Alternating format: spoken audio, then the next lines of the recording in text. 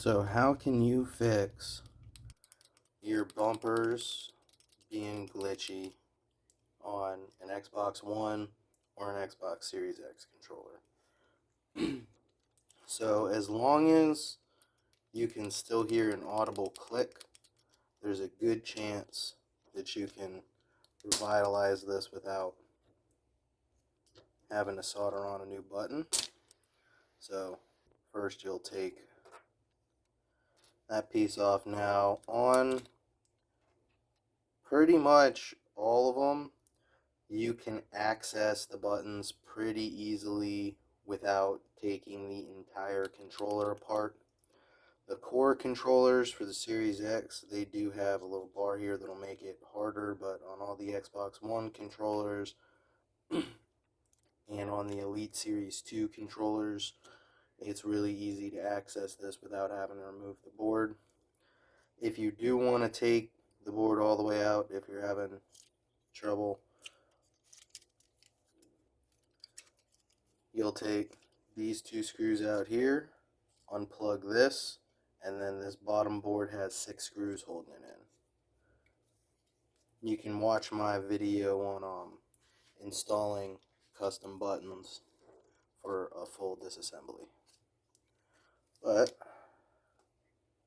this is basically the same as the video that I made about the click button on the joystick. So you'll want to take some at least 91% or higher isopropyl alcohol and just kind of drench it in the button and then click it a whole bunch of times.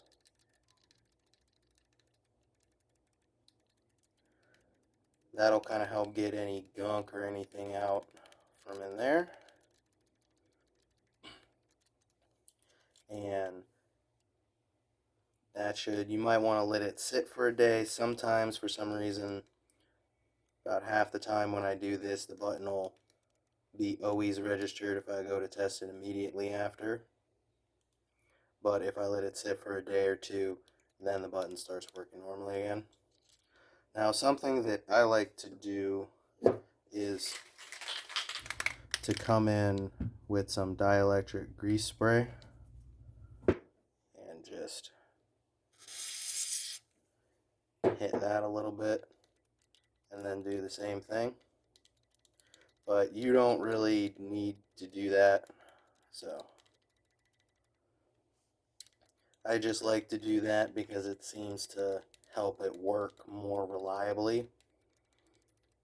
I started having a higher success rate with this method after I started spraying a little bit of that in there, but you're probably not if you're just trying to fix up your controller, because I think if I remember, like one can of this costs like 20 something bucks, so you might not want to, and it's a very niche purpose item, so, but yeah, so you just do that and that should help revitalize the click button on your bumpers. This will also work on 360 controllers as well, because they both have they also have click buttons on the bumpers. So I hope this helped you, and stay tuned for more repair videos.